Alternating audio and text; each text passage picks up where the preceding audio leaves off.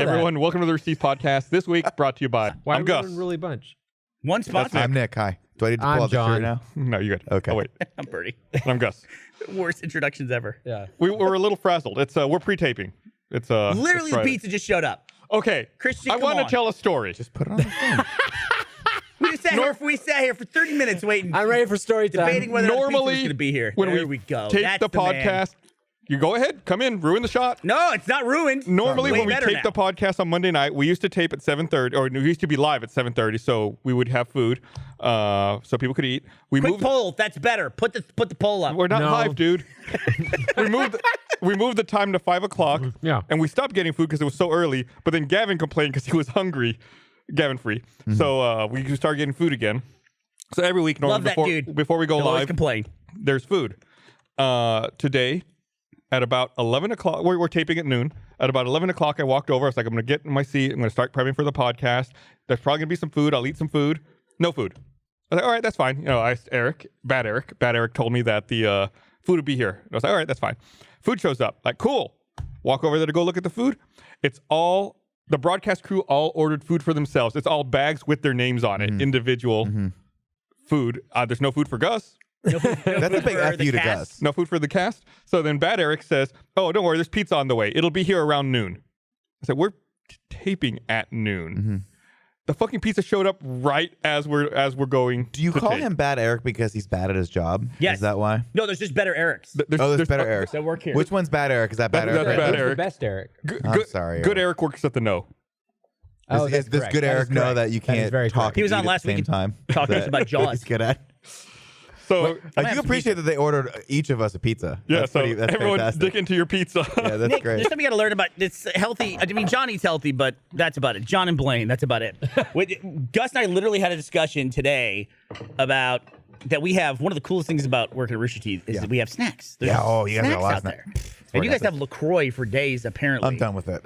I'm done with How many it. cases of LaCroix We did they still send have you? probably 200 cases of LaCroix sitting out in our office outside. You guys like built a collecting pillow mold. fort. It looked like We out of did. these We have no things. space. Have you had the Nicola? No, It's what is actually that? the one LaCroix that I like. It's like cola flavored sparkling water. It's actually really good. It's like That's a clear bullshit. Coke. That's I can't- bullshit. What's bullshit about I that? don't like LaCroix. I like the Nicola. Okay, well I'll try that then because I can't stand LaCroix. It's not that You're literally wearing the shirt. you guys can get this on the store. Actually, I don't think you can get it on the store anymore. I don't think we sell I don't this know. one Is that anymore. LaCroix Stores boy also shirts? don't want LaCroix. Yeah, this is a LaCroix inspired LaCroix inspired. shirt. Yeah, LaCroix we boys didn't aren't copy necessarily. it. The LaCroix boys are forever though, which is Yes. a great thing. We both got this shirt, thank God. No, it's not that I don't. We're a LaCroix office for sure. I just don't like sparkling water. I can't get into it. It has to have more of a taste. LaCroix is like drinking sparkling water while smelling something else. I would like That's what it is. LaCroix a lot more if it came in a bottle. Because I agree with you. And the thing I Well, always LaCroix smell, is just Topo Chico. the thing I always basically. smell is the can. Yeah. So I feel like I'm drinking penny water. Don't they also have it in plastic bottles? Give me some of this. Does wait? I've never seen it in a I've never plastic seen bottle. LaCroix in a bottle, I period. feel like I've seen it every now Yeah. and then. I've never seen John, it. you have your hand up? does the smell of a can affect your experience with the soda? I'm just saying it's all metallic. Answer tasting. the question. Is it the He's saying- taste on your teeth? He's saying like That? Like I agree with the flavor of LaCroix. I agree with There's Nick. no flavor. It's kind of like they just bottled it or canned it, and someone just came in the room and shouted, And just- "Grapefruit!" Yeah, that was it. That's how they flavored it. Missed it.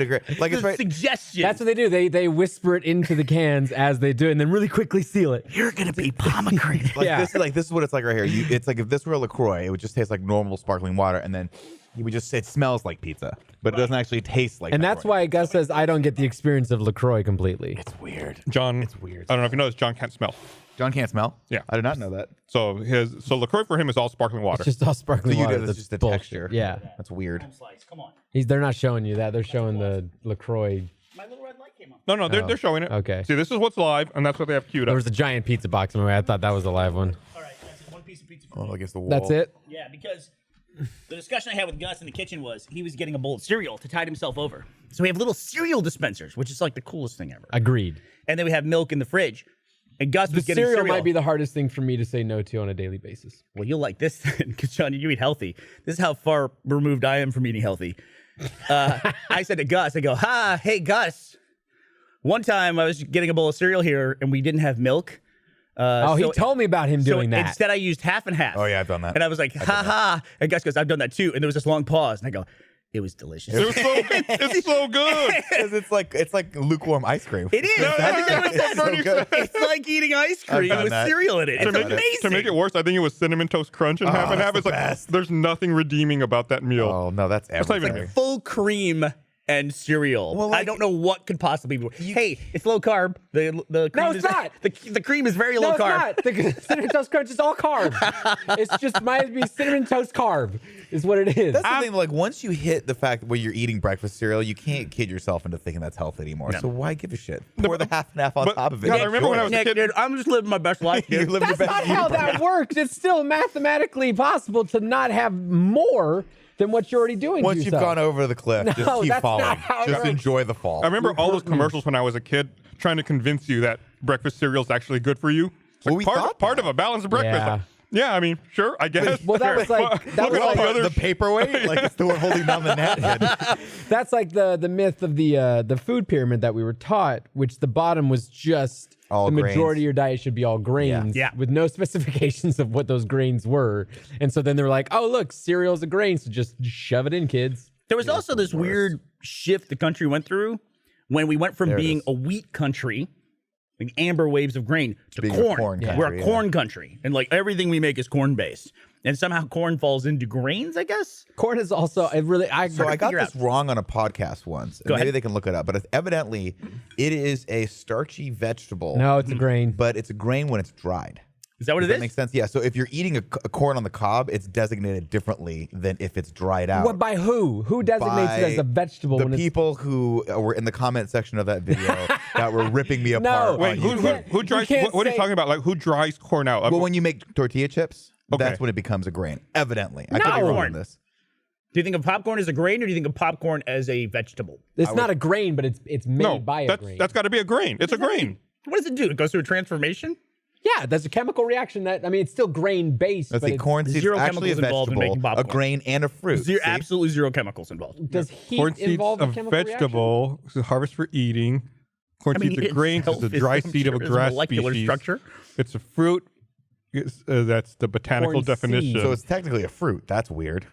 So what you're doing when you heat popcorn is there's a little bit of water in it and you're evaporating that, but it expands as it heats, so it pops the popcorn open. Isn't that considered a chemical reaction? I wouldn't think so now. I think that's Gus, just more of You a think kinetic boiling an egg is a reaction. chemical reaction? Is it? No, just heating it. Chemical reaction is like you get a, but the chemical reaction happens within the you need egg, a reagent. right? You need a reagent. Oh my god! You have two I did not know there was reagents. going to be science on this podcast. I am. Is it like a I do nightmare, not like- know the actual answer. You're gonna look down and see you're in your underwear. No, I You're- never you're went. I unprepared. gave up on trying to We need know you to shit a balance this long time chemical ago. equation. I just Google stuff now. It's popcorn, whatever the chemical formula for that is, plus H2O, plus heat, arrow, and then you got to balance it all out. You're That's a all big low carb guy, stoichiometry. right?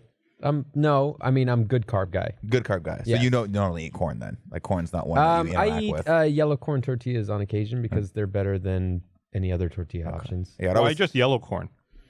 For some reason, I'd have to look it up. Like a lot of things that I've looked up as to what I should eat, I've forgotten the exact details. But yellow corn is supposed to be a little bit better than like regular corn. I don't know. I could be. I Maybe it completely BSing metabolizes it. slower. Maybe it's even just the flavor at this point. I like the flavor of the yellow corn better. Okay. Well, I just want to be clear. Cinnamon Toast Crunch with half and half is a great carb. Let me ask it's you a this. great carb. Let me ask you this question. It's a tasty carb. It's an awesome It's a carb. tasty. Where carb. do you Like, put go on. CT Crunch in the pantheon It's the best. of breakfast cereals? It's the best. I listen, this is a real personal thing. I actually like super starchy stuff. So my favorite cereal of all time is Rice Chex. Oh Just my plain God, old you're a Rice Chex. monster. Whoa. No. Were you born an old man? Do you pour sugar on top of I'm it? not eating shredded wheat. What's wrong with you? No, I just eat. I just like Did Rice anybody ever have the actual like brick of shredded wheat? Yeah. Oh, I've yeah, always I had had. I've grown up eating. That's a joke. Mini shredded wheat, which is now just shredded wheat because no one actually gets the brick version. Or the frosted Hideously version. I don't even know if they not make the unfrosted version, do they? I don't know. No, here's a fun fact. My wife one time was like, we saw a commercial for Pop-Tarts. She goes, when did they start putting frosting on top of Pop-Tarts? And I'm like, where did you grow up? Oh, Like, what a sad life. European country did you grow up in? I knew those existed, but I never saw anybody eat a plain pop. Oh, God, why would you They're do a it? bigger part of a balanced breakfast. Yeah, exactly. Dude, I was like, we have to, and that night, I'm like, we are going to get frosted Pop-Tarts for you because my wife had never had them. Isn't that weird? And I got all of them. Not all of them. I got the main 3 flavors. Yeah. If you're eating a s'mores Pop-Tart, you're a monster. Get Why? away from me. Get away from me. Why? That is not. Get away from me. It's But cherry, strawberry, or the brown sugar Strawberry. cinnamon. Why the S'mores is judgment? good. The s'mores is good. S'mores is good. I'm with you. No. I am recalling. So though- You're it's too far away from the norm. So Cinnamon Toast Crunch is great, but s'mores Pop-Tarts are not. There's two Rubbish. things. There's two Rubbish. things you can't fake. You can't fake s'mores. Like they have s'mores flavored stuff. It's always wrong. Just like salted caramel is good when it's salted caramel, and that's it. If they try to make salted caramel ice cream or shakes or anything like that, I don't know what that flavor is they use. It's fucking horrible. Get that out of here. It's garbage. Look at these things. I did terrible. I did love Part of the- a balanced breakfast. Abomination. Yeah, talking about the balanced breakfast. Oh, that's 7 vitamins.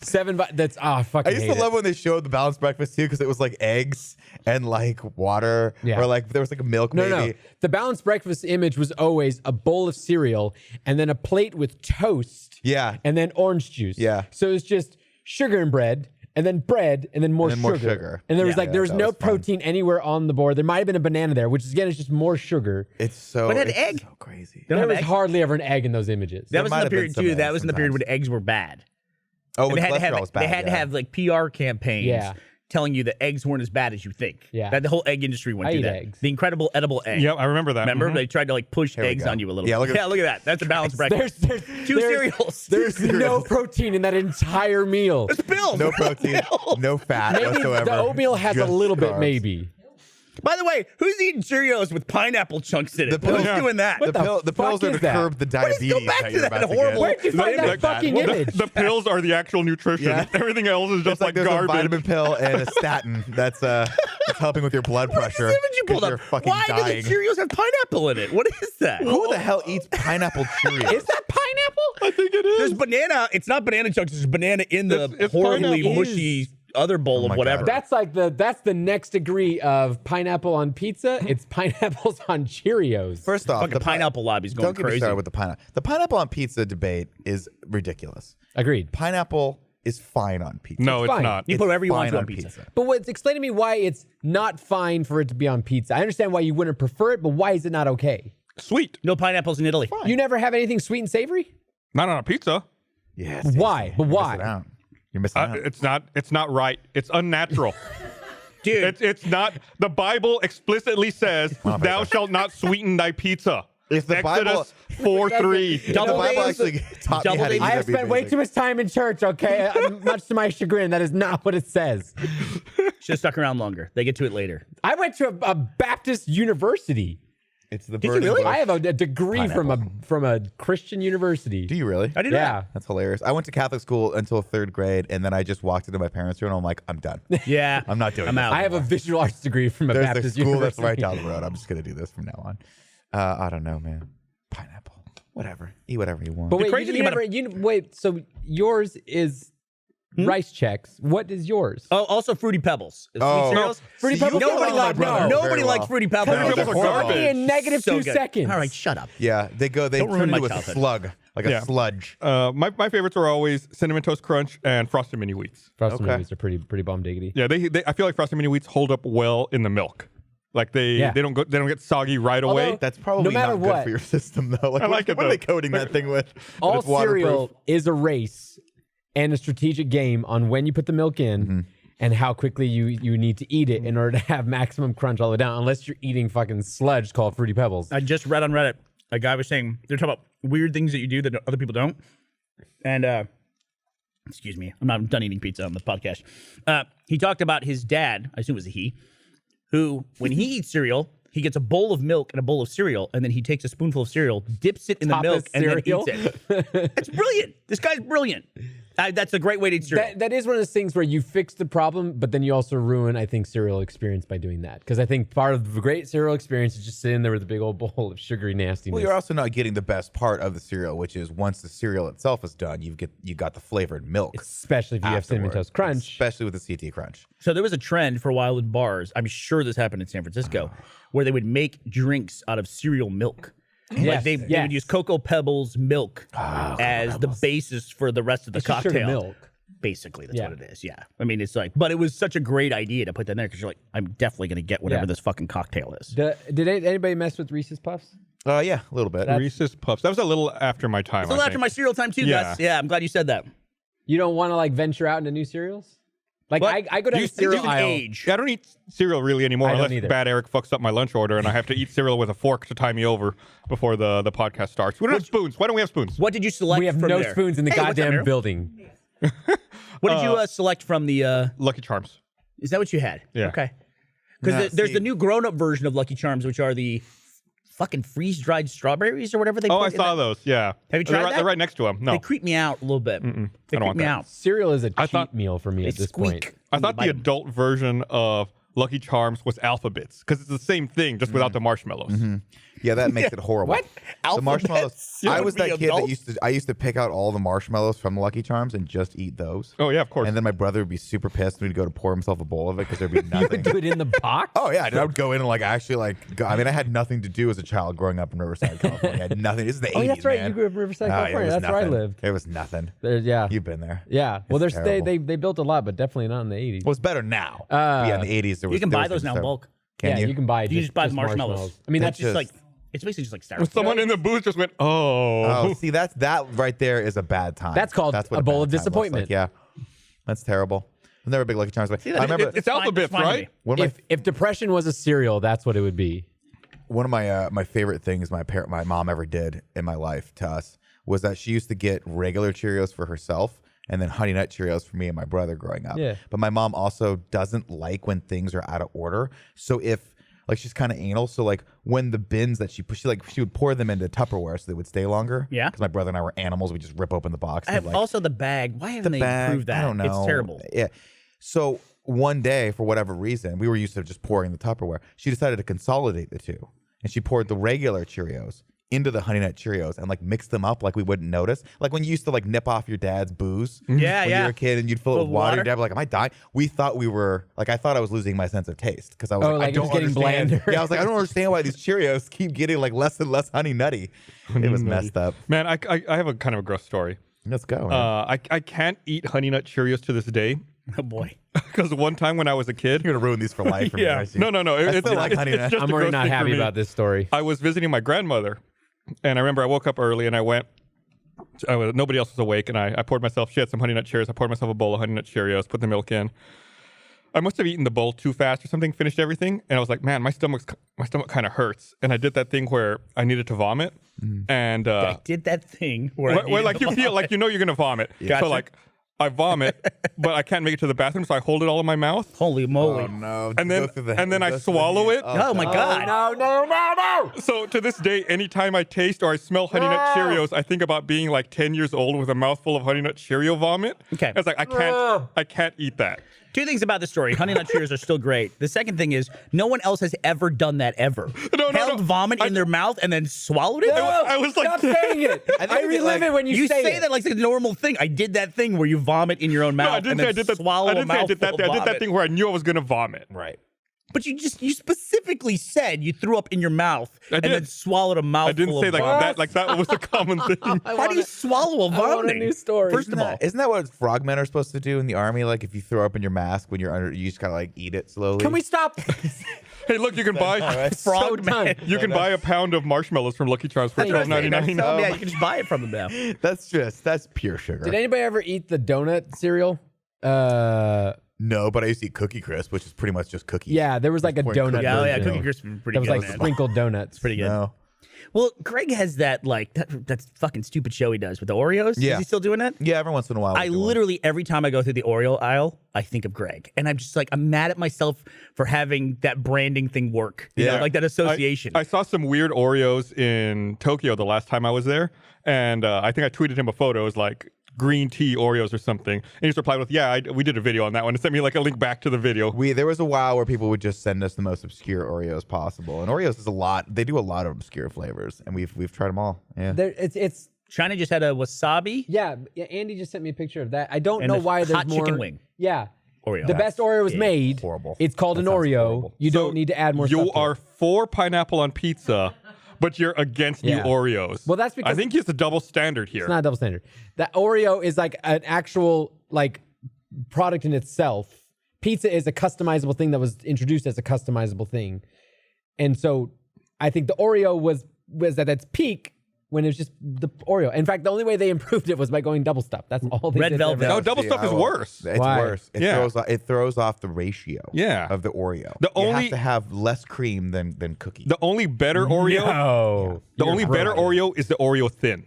No, you're all broken. You're all. The Oreo thin is good. They The double knocked it stuff out of is the park garbage. with the normal. I will. There are a couple. Well, of get the flavors. fuck out of here. Shut up. That's photoshopped. Stop it. Flavor dill pickle. Sealed. See, now look. Just hold that up there real quick, though. They have improved the packaging for Oreos because did. now they do the thing Oh, that yeah. honors the way you actually eat them. Because now you just open the whole top of the thing up like you're in one of those old medical theaters where everybody's watching, and you just open the whole cavity up and just start eating out of the center. That's exactly the way people eat Oreos. But it's still, to this day, with fucking cereal, they have this like shitty little cellophane bag that you can't reseal, and whoever you live with, the other person in your house, always opens it wrong. Yeah. That was me. Yeah, I think Ashley cuts it with scissors, which is just like, what's wrong with you? Or you live with the person who it's clear how hard they work trying to open it. Like parts of the bag are white. mangled. Yeah. Like they stressed them out. Go to the fucking gym. You can't open a goddamn cereal bag. You Go to the can't cut like fucking you got to gym. cut. You can't cut them open because then it just goes bad. It goes bad. You got to be able to have the roll. You got to be able to have the roll. Yeah. You Yeah. get to a certain point, you have the roll. It does. But you shouldn't have to do mystify any me. of that. No. Ziploc. It mystifies me that you're right. I've never thought about this before, Bernie, and I'm glad you mentioned this. Mm-hmm. Why do they not just sell them in bags? They do. They're the generic ones. shitty ones, yeah. No one's buying the Kashigo lean generic. When you're a sad, like poor single dad, that's what you get your kids. I will say that. where it's like it's not Cheerios, it's just O's. Yeah, like I have them Actually, I pick think out which there's one they those. want from the real ones, and I say, okay, now we're going to get the bag version. Now, Kids. now hilarious. don't look. They don't look. care. It's still sugar. What's the worst cereal? So you always just said, what's Oh, the one you nailed hate? it. Oh, grape nuts. Oh, grape No, nuts I is pretty love bad. fucking No, grape no, nuts. that's the pretty bad. Absolute worst. Warm leave it grape nuts hot. are so good. Some people eat it hot. Yeah, Heat up the hot milk. grape nuts are great. You're awful. You're awful. so Sugar good. smacks. My brother used to Those eat are so I good love too. My Sugar brother used to Smacks. eat sugar smacks, and I fucking hated them so much. Because they have a weird. They taste like styrofoam. They have like a styrofoam consistency. Also, it's like, what is it? It's like some kind of weird folded over grain It's like a thing. puff. It's like a puff, but Yeah. is it corn? I don't know. Or is it But it's some good. kind I of think it's husk? like a grain. I They put actually, sugar on like it. a- I think the entire cereal Barley, aisle barley. from start to finish, I would eat anything that's in that aisle. Awful. Except grape nuts. What is that? Like, I would eat what- grape nuts. Look at that. What is in that bowl with that line in the middle of it? It's a That- frog-based Of some cereal. sort. What is it? And then it has 8 vitamins though, so it's way better than the s'mores Pop-Tart. I love it. But to this day, though, do you ever just walk down the cereal aisle and just spend a little time there? Yeah. Because I do. I do Oh, sometimes. I mean, You just walk in and you're like, which one would I go for today? on the would list it of be? amazing things, it's to be an adult. Like being able to buy whatever cereal I want is Yeah, pretty, it's high, pretty up high there. up there. Now that I'm scared of being Fat John, I don't buy it anymore. But like at the beginning, when I first was like, I got a paycheck and a house, like I can get any fucking cereal it I gonna want. be? Yeah. I've won. I've done it. I have ascended. That is a wonderful turning point in every adult's life, Yeah. where you realize you still have the things you like from your youth, but now you have a credit card. Yeah. And now you can buy all of those. Or things. every now and then, I would have ice cream for dinner. Oh yeah. When I was younger, it's like I can do that. No one's You should gonna call your stop me. sister and tell her, right? Yeah, I'd be like, hey, guess what I'm doing? Eating ice cream for dinner. Bye. It's like no. Oh. Well, it's one of the great things about having kids is you get to introduce them to these things. Yeah. But then also you're not prepared for the fact of like, oh, here, try this cereal, Fruity Pebbles. It's the best cereal there is. They eat it. They're like, this is terrible. I'm gonna have sugar smacks. You're like, the fuck is wrong with you? Like you're not. So you have this like core disappointment of like, Yeah. hey. But actually, my kids, the big disappointment is they refuse to eat cereal. They don't like it. Really. They don't like the milk right. and You cereal. told me And I'm like, about what the? that. I like literally at breakfast. I'm like, what the fuck is wrong with you? Yeah. They're eating these nice breakfasts of like eggs and toast and everything, And pills. And I'm trying to force this horrible sugary like sludge on them, pills. and they're just like, get that away from me. It's horrible. And I'm like, you're not real children. That's what. That's. You've been I replaced. I'm terrified of having kids for that exact reason. Don't do it. I would be like, I would just be so worried that all of my addictions would just be passed down through me Yeah. to them. Yeah. Or you'll because they'd actively see do that. dad, they'd see dad eating. Like you talked about the Oreos that you open up. There's a reason why people open them up like that. It's because there's no illusions anymore. You're eating the whole thing of Oreos. You're not eating one. You're not. Before you used to slide them out and there'd be a little sleeve. You're like maybe no. I'm gutting that thing from the inside out. I'm eating all of them, and then I'm gonna start to shake a little bit. And just don't look at me. Yeah. Just don't look at me. I mean, You know? Pringles should be the same way. You open the top. top. You should also be able to open the bottom. Yeah. So there's no vacuum seal Yeah. and all just falling You're just like straight in your mouth. shotgunning pretzel that's or what I'm thinking Pringles. is just taking a knife to the side of a Pringles can. I got it. Exactly. It just shoots out. I mean, it's like when you get to the bottom of the can, right? You already feel bad about yourself at that point. You don't need to be like shoving your hand into a tennis I don't need. ball Yeah, I don't need Yeah. lacerations on my wrist from I don't the need to can. think about the size of my fist while I'm trying to get to these last little scraps at the bottom of a cheddar worst. cheese Well, that's Pringles. poured in your mouth at that point. no matter what. That to me is like you give up all hope though when you're like when you upend the chip bag. I don't do that. I have standards, Oh. Sean. And No, you don't. I totally do that. you? I have no apologies about that. Oh, I was looking Oh, for. Crispix are good too. I was looking for generic cereal equivalents, and I found this Crispy image. It was my hexagons. favorite. crispy hexagons. See, it's educational. Hey, kids, want to learn what hexagons are? What? I remember when Crispix came out. One half of the Crispix, the side of the hexagon is corn, and the other half is rice. Yeah. But then they seal them together. And I remember thinking as a kid, how did they do that? I still honestly don't understand how they make like these Crispy hexagons like has these 11 lattice vitamins and minerals. patterns of this. How do they do that? I want to see how this stuff is made. yeah. That's the only reason that TV show How It's Made exists. Yeah. And that's the only ones I'm ever interested in is I want to see them make food that I've eaten. Yeah. Like it's like we're going to show you how we make boat motors. I don't care. We're going to show you how we I make love- Crispix. Like, oh yeah, turn I that love shit them up. all. I love them all. I think the first one I ever watched was like, this is how we make lawnmowers. And I'm like, fascinating. Tell me more. I love that channel. I want to go back further though. I want to see like the planning stage. Because I'm sure in like Kellogg's and every other major cereal manufacturer, General Mills, that there's a point at which somebody gets out a whiteboard and says, engineer says, look, with this design, it will destroy the roof of their mouth 10% slower, Yeah. so they'll be able to eat more of this. That's why I like Reese's Puffs over Captain Crunch. Captain Crunch is the worst. Because Captain Crunch hurts. Yeah. It's like eating See, sandpaper nuggets. That's why like, Captain Crunch with Crunch Berries is my all-time favorite. It tastes so good, but It's my hurts. all-time favorite, and it's because it has consequences. you gotta be invested. You have to want it. It's going to slow you You down. know the next day, anything you ingest is going What do to you mean burn the next top day? of your like mouth. an hour later, That's it fair. hurts. Yeah, that's fair. I love that, and I love Fruit Loops are my other ones, and those are that Fruit Loops and Apple Jacks are pretty big offenders. They keep you on your toes. Yeah. They do. Yeah. Because you're like, is that blood coming out of my mouth? Fuck it. I just realized I have a mecca that I want to go to, and that's a Kellogg's like office. Like people want to go like to Blizzard or Pixar. I want to go to Kellogg's and just try all the cereals and all the experimental shit they got. Well, wasn't the Kellogg guy who was obsessed with taking big poops?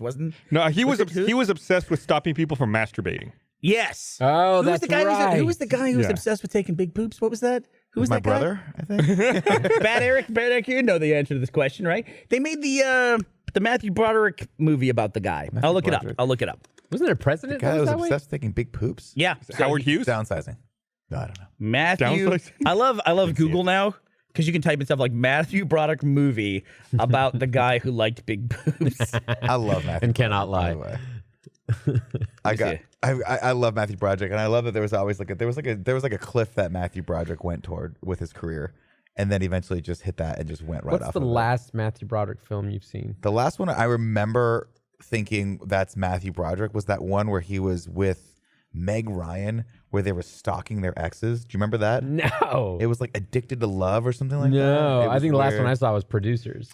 Producers, yeah, I think I did see that as well. He's been popping up in a couple of things here and there. I- but he used to be huge. I unapologetically love the Godzilla movie. The one with where Puff Daddy did the Kashmir Yes. song, where it's like, yeah, he just ripped off. Great. There was that time period where Puff Daddy was like, I'm gonna get huge by just ripping off every Led Zeppelin song possible. He's gone far. Yes, he's huge. He's bigger God, than it me. wasn't Road to Wellness. What was it? It's by the way, IMDb. It was Road to Wellness, wasn't it? Wellville. There you go. That's what it is. Okay. That That's why I movie got was confused. nuts. Why was There's he a Road to obsessed- Wellness now movie too, right? Isn't that what? Explain the obsession with the big dookies. Yeah. Well, I was just saying while I was looking this up, it suggested that I go and see the IMDb entry for Project X, which I don't know if you remember this Matthew Apple, Broderick movie Virgil. where he's Apple. got the monkey. Yeah. Oh, I Yeah. love that movie. The crazy thing about it, John, It's look so at this. sad. Here's Matthew Broderick in this 1987 movie. There's Helen Hunt. Yeah. Helen Hunt looks the exact same. She has looked the exact same age since she was about 18 years old. Yeah. She's like John Hamm. Like they just hit this point and it's like, this is as old as they are. Yeah. And they're going to look this way forever. In this, did John Hamm always look like a 45-year-old man? Like, is it in your brain? He said he was my next door neighbor in college. Was he really? Yeah, my first year at college, he was my next door neighbor. He went to University of Texas for a very short period of time. That's awesome. Yeah. That's cool. Did you like so your best friends with John ever Hamm. interact with him? Didn't put it together until years later. It's like, oh, that was the guy. Do you think he remembers you? No, but I'm kind of dancing around a subject here. But it was he didn't go to UT for very long because For reasons? he was asked not to return, kind of a thing. So you can look that up on your own if you want to. Cool. That's fun. Yeah, I'll do that right now. yeah. So By the way, Project X, really good movie. I cry at the end of that movie every time I watch it. What's It's the one where he has to release the monkeys from how like often the do you watch experiment. it? Well, again, grew up in Riverside. It was on. There was only 5 channels. It was that and Armed and Dangerous were always on. I don't know if you remember that movie, but it was great. It was like I do remember the existence of that there's movie. a scene where I think Eugene Levy dresses in assless chaps, and it's just and comedy ensues, hilarity ensues.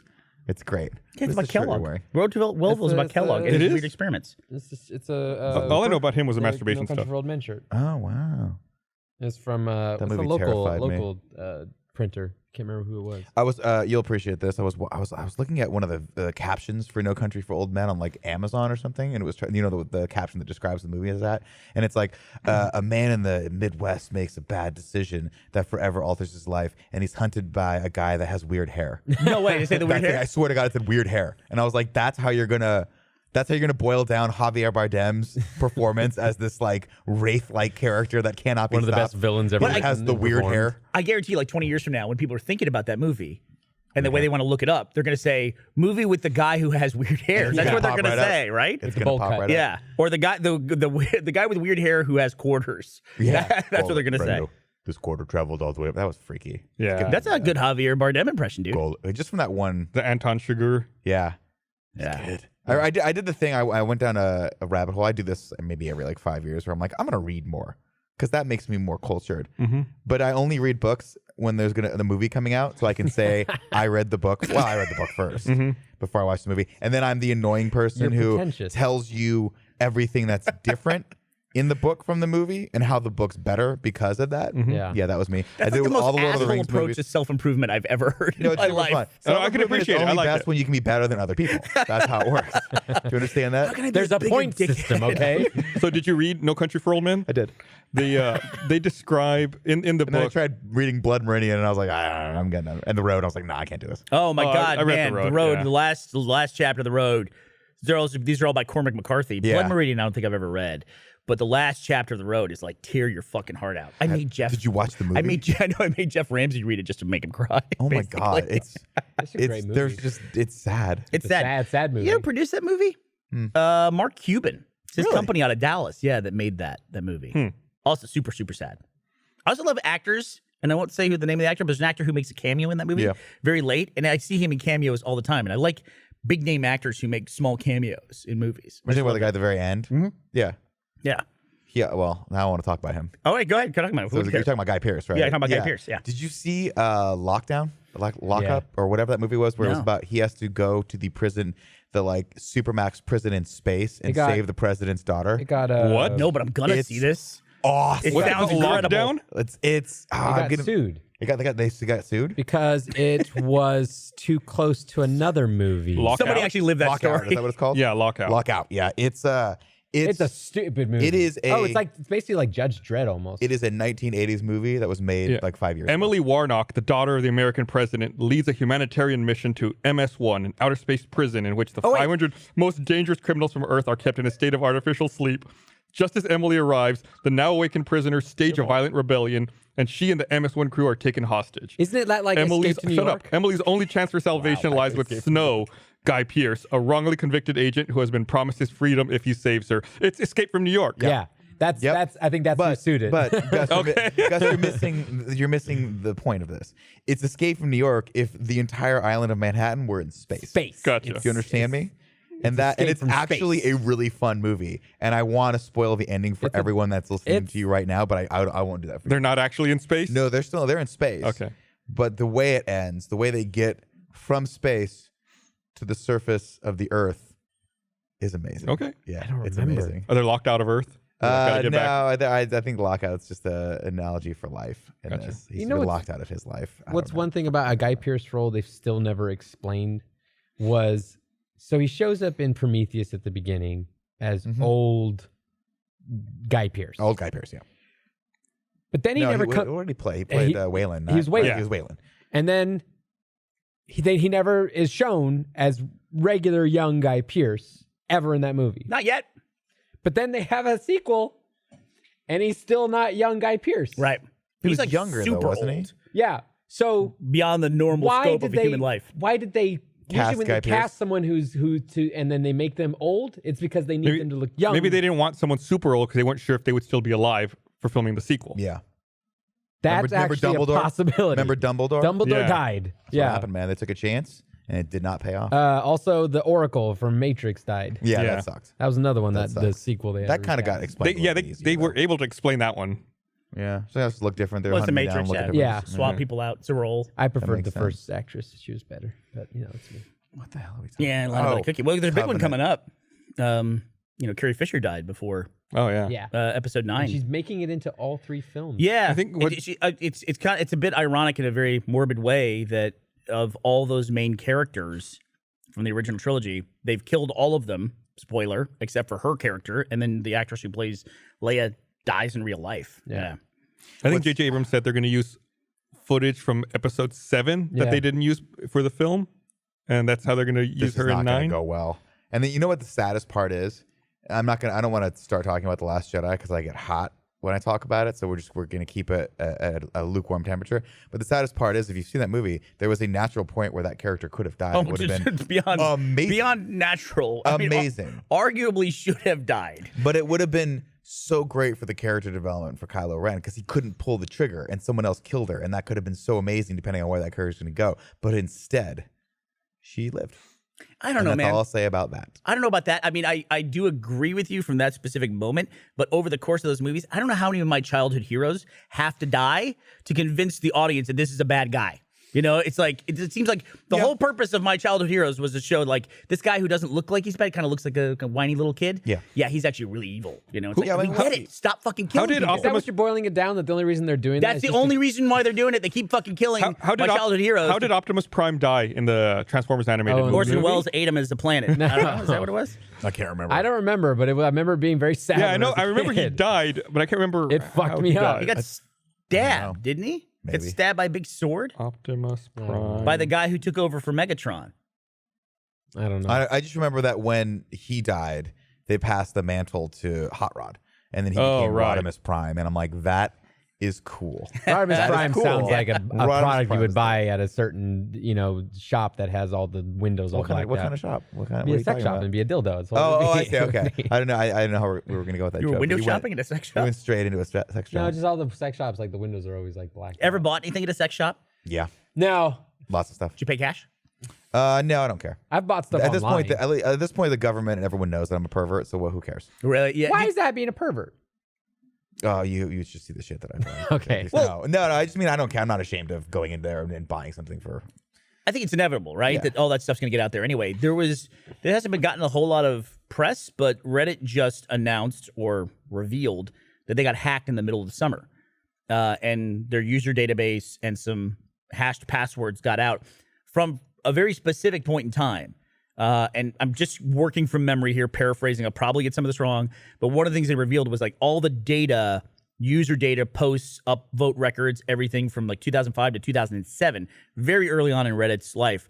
All that, the hacker got all that, including people's DMs, which I don't think people were doing stuff in their DMs in Reddit. But it is I one of didn't even those know Reddit things. had DMs. Yeah, right. It is one of those things where, oh, really? Because people tag me in stupid shit all the fucking time. Is that what a DM is? When someone? Yeah, when you get a message. Yeah. Oh. It's a private message. I thought it was a comment. You or something. can message each other, but I think when you're tagged, it also shows up as. It Okay, shows so up. I've never okay. been DM'd. I've been tagged, but I don't think I've ever been DM'd. It just Maybe shows I up as an have, I don't know. alert. Here's another thing, too. Facebook, I'm mad at you. Facebook does this thing where Stop using it. I'm pretty anal about notifications. Mm-hmm. Like, my inbox is my to-do list, and I clear out my inbox and email. Whereas fucking Matt Hullum, I don't know how he lives like this. You're gonna I hate look me. at his fucking phone, and literally his mail icon says he has 18,000 messages unread. Oh, what do you got, Nick? Let me see where I'm at. And I don't know how people do it. That's how many messages I have. Oh wow! What? So there's a couple things that make me mad here. Yeah. First of all, your email is 6,718. Your phone is 10. Yeah. See, Yeah. so if You you have to have, look at it. if you had the mean how many little, like voicemails I have that I haven't listened to? Yeah. There are you- no I don't care. numbers on the front of my phone. and if you got one of those red numbers, or Gus, if you got one, you would have to clear it out, right? It's like it would bug you until you got rid of I it. let it go. Facebook and Instagram both always tell me, oh, you have a notification. And then I go to hit it. Oh, I hate that. What's my notification? They're like, you should add your contacts. It's like, no, that's not a notification that you want me to fucking add my contacts or give you access to my contacts. And it just does it like every 2 weeks. Now fucking Instagram's doing it. It's always bugging me of like, oh, invite 4 of your friends or some sort. Yeah, I'm not doing Oh that yeah, shit. in that top right corner. Yeah. thing there. Yeah, that's Instagram right. added so many different small things to it that I'm like, you were so pure. You were so pure, and now you're just not pure. You got zucked. Yeah, dude, there's just so much crap on there. They've got Instagram TV, you've got stories, you've got, which by the way, are the same fucking thing. What's the fucking It's difference? the same thing. One just lasts longer, which by the way is the same thing as if you just post a video to your feed. It's So even doesn't longer make than the sense. video. it doesn't make any sense. Here's my 2 notifications. I have it right now on Instagram. I have 2 notifications. One is John discover people, and the other one is open Facebook. Why would I get a notification that I need to open Maybe you, Facebook? maybe you have an alert Do you have in your Facebook Facebook. account connected to your Instagram account? I don't know, but if I do, I'm gonna turn it off. Do they not? Do they want me to turn it Facebook- off? Is Facebook just your mom now? Yeah, I just have She's one just calling you to notification that remind says you of discover shit you people. don't need to ever think about ever. Hey, look, here's Hey, some did you tie your shoe today? here's some recipes. Yeah. See, here's the fucking problem. Hey, there's a virus going around. You know, you get those things from your pastors. Yeah, Like, yeah. here's viral email. Oh, Jesus Christ. Here's the problem, though. I just clicked on the discover people, and the first person I saw was someone I want to follow. Oh, yeah. It's like I'm like, well, it kind of gotcha. worked, but yeah. Here, It's I'm- Emily McBride. I'm gonna. Oh. I gonna read wasn't this. following her. Yeah. What is it? What do you got? I want to remind everyone this still episode not, of the but- Rooster Teeth podcast is brought to you by. I'm down a fucking rabbit hole over here. Thank you. Looking at Dr. Kellogg's medical contraptions that he had. Apparently, he just believed in a lot of really weird shit. Dr. Kellogg. One of his inventions was the cornflake. Yeah, the cornflake was invented. It was interesting because they wanted to curb masturbation.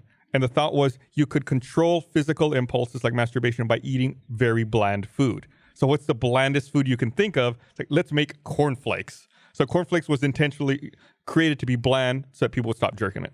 That's crazy. How many people do you think have jerked it into a bowl of cornflakes? It's even better than half and half. Yeah. Oh, yeah. Because it's thick. What's What the if you got more crushed a bunch in your fixture. hand and jerked off with You could cornflakes? try, and What's the- Lord knows probably someone has. aversion with masturbation specifically? Like, what's the Oh, it's the motivation? devil. Why did that make it into the list of things you're not supposed to You do? want a legitimate answer? Yeah, yeah. Yeah, Because I was told constantly, do not stop touching yourself. It's that you Maybe wanna can't do it have more. impure thoughts. So even like thinking something sexual about someone is considered an impure thought. Okay. And so in order to masturbate, you normally have to at least think something sexual about another person. Unless And- you're a 13-year-old dude. but even then, that's like it's just considered. Like the no birth control thing, I get. Well, it could be Because also you want like more people in your religion. So Sure. Well, You it wanna could be, add more to the it could be ranks. tied Right. into that. Like they don't want you wasting Oh, your you go mean the juice. actual real reason? Yeah. Or Well, like that was, in the taught Bible, it reason? says don't spill your seed. Yeah. Right. You got to keep that It's, seed. they going. want the they want you motivation? using it to make kids. Yeah. Yeah. See, and if they're the thing is masturbating, this- they're not going to make kids. Or like Well, you- no, they figure if you can't masturbate, you're gonna just pop a load. Oh, there we go. You're gonna be, you're going fucking live wire in there, and you're gonna make tons of kids. And you're also That's going to be the way concept. more motivated to go out and like. Oh, find you're somebody. trying. Yeah, if you can't touch yourself, you got to go. you Which gotta is a find the joke catcher's on mitt. me from the beginning because I don't make babies, so I could have been jerking the entire time. Yeah, yeah. Did you ever go that through a gift. period where you didn't jerk off because of religious reasons? Loads. There were even. That's a poor word choice, John. Great word Very choice. poor word He choice. is sitting in Barbara's choice. chair. I think that was I perfect. followed through How that. big were those loads? No, there was actually this is even a trend. This is even a trend that was done within the youths of the church. Was guys would try to see how long, as a pact, they could go It's without like jerking. it's like it. Seinfeld. Yeah, but like for God is why they did it. And so we would like, Really? and then we would hold as like a pride thing. Like I haven't jerked off in like 2 months. Really? Yeah. Or did you get the conversation of like, well, if you jerk me off, it doesn't count, kind of a thing? 'Cause it feels God, I it wish feels someone had that's- brought that up. It feels like the Under a natural blanket, it evolution doesn't of that count. conversation. I would have been fine with that, but a bunch no of one dudes brought sitting that around up. talking about their jerking off habits. Yeah. I didn't go to a Catholic school. Hey. We didn't sit around talking to each other about jerking off. I've always said the gayest guys are straight guys, so I went to for clarity. I went to a public school, and we talked about jerking off a lot. Yeah, Did it was you? good. Yeah, of course. Nick, I have no idea. I don't remember. I don't have think no I idea how did. old Nick is. I really can't ever put my finger on I'm it. 38. 22. You're 38. Yeah. Okay. So that seems weird to me because, I mean, you're younger than me. Yeah, a little bit. But I definitely was in an era where it's like people didn't talk about jerking off. But even after I went to college, my girlfriend that I went to college with, she was in education. So she was doing her student teaching. And she would talk about how the kids in her class were always talking about jerking off, like very openly, publicly in class. seemed like something that shifted really I don't. fast. Yeah, I don't remember ever talking about that or it ever coming up. It's possible that I'm viewing my past through my present. I talk about it a lot right now. It could also be just Riverside. That's also Riverside. Again, nothing much to do. Again, Riverside, great place now. Growing up, Very nothing rural. to do but meth. Talk about whether or not you're jerking off. Yeah. Well, you're just sitting there minding your own Tyler Moore. business. Well, you know, Project X comes on TV, and you're like, well, what am I going to do? Well, Holly, you know, what was it, Helen Hunt? Well, like you, at some point when you were growing up, though, had to have the conversation with your friends of like who had the porno. No, tape. literally, yeah, the porno was a thing had for the what? sure. The porno tape. Oh, I never got Everyone always had a porno tape. that. First porn I ever saw was on the internet. Really? Yeah. No, mine was, we had VHS tapes, which was you were in the danger zone because you didn't have, we weren't that kind of house that had, I didn't have my own TV and VHS player. She had to go into So a living room? It had to be a living room activity, which was you're running the gauntlet. So mom's going to the store. Sounds like You'd your have mom's to. running the gauntlet. Well, yeah, that's changed. She's the one forever. in danger of walking in on Yeah. something. But yeah, you would be like, mom's going to the store. You have to do the math in your head. Okay, it takes probably about 10 minutes for her to get there, 10 minutes to shop, 10 minutes to get back. Then you're looking around going, did she forget anything? Like, where's the purse? Yeah. Where are the keys? What's going on? Is she going to come back in here? I don't think I ever got caught. But I never Kumail got caught. Nanjiani has a great bit where he talks about this, like this exact thing you're talking about, where same thing. He realized he had a window of opportunity to watch his VHS porn tape, but then the VCR broke and the tape was stuck in it. oh no. So then it became a matter of how do you extract the tape from the VCR? Yeah. Or In time. Yeah, what do you do in that situation? Cue the Mission Impossible theme song at that Right. point. Yeah, walk away and pretend like it doesn't. I don't know how it got in there. That's weird. Yeah, we used to have, when I was in college, I remember we had the bag of porn. Everyone had. What's the bag of porn? That's not a term. No, it is. It is now. I'd like to find porn in introduce the this woods? into the Rooster Teeth community. We had a giant black garbage bag of porn tapes that me and my group of friends had just accumulated over the years. Where you keep and we, Bag of shame. well, it would like Yeah, you keep- clubhouse? but what would happen was every time one of us would help the other person move, Okay. the bag would get somehow stashed in the new person's house.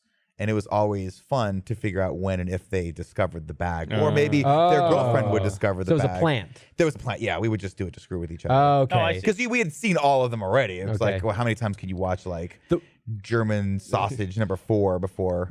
Christ. I don't know why I put that. That's a made up name. The That's not only the stuff that I on the TV that I was able to use for masturbatory materials was always just the titty parts of like movies that were legitimate, like watching American Pie or something like that. No, it was always Good like choice. after midnight on Showtime, you'd get like some out there stuff like Emmanuel, Queen of the Desert. I've probably seen most of the Emmanuel series of movies. Did you see this story I think it was this week, that HBO is finally discontinued and taking off all Yeah. of their No. like porn stuff? Oh no, Like all the adult programming is going away. I didn't know That's about like that. all of their original programming. Like real though. sex and all that stuff. There's a is great gone. video where someone is like, it's young actors calling home and describing their parents the part they got.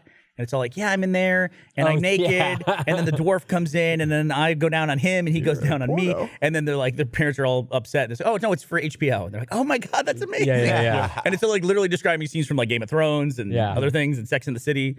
And Well, it's like people got upset before Westworld season 1 came out when they would see like the extra call sheets or the casting notices for extras in Westworld, and it'd be like, must be comfortable with nudity and posing as furniture. It's like, what the fuck are they doing? Like, what are they making over there? That's hilarious. I'm gonna be nude acting as furniture. is there anybody in Westworld that hasn't been nude at this point?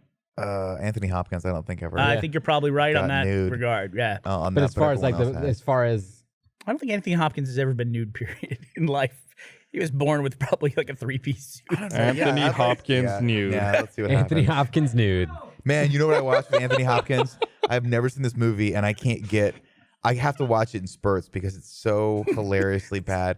Alexander, have you seen this movie? No, No. it's on Netflix right now. It's on Netflix. I fired it Colin up. It's Farrell. the ultimate director's cut version. It's 3 hours long. Yeah. It's an Oliver Stone epic about Alexander the Great. Okay. Bombed. And well, I can tell you exactly why it bombed. bombed in is theaters. Weird as shit. But It was right around the time that all the epics were coming out, and that was like the thing. It was like they're trying to watch make it like Troy and that Yeah. kind of thing. It's Jared Leto, Colin Farrell. It's a great cast, but it's just a weird movie. You know, it's like that Oliver Stone style where you're like, are we still in this battle? Yeah. And are we flashing back in this battle? Like they do the battles and they do the left flank and the right flank and the middle flank, and it's still confusing, and they just keep cutting back. It's weird. It's weird. It's but I'm one of gonna those watch it. things too. Has that story of this director's been trying to make this movie for 10 or 15 years?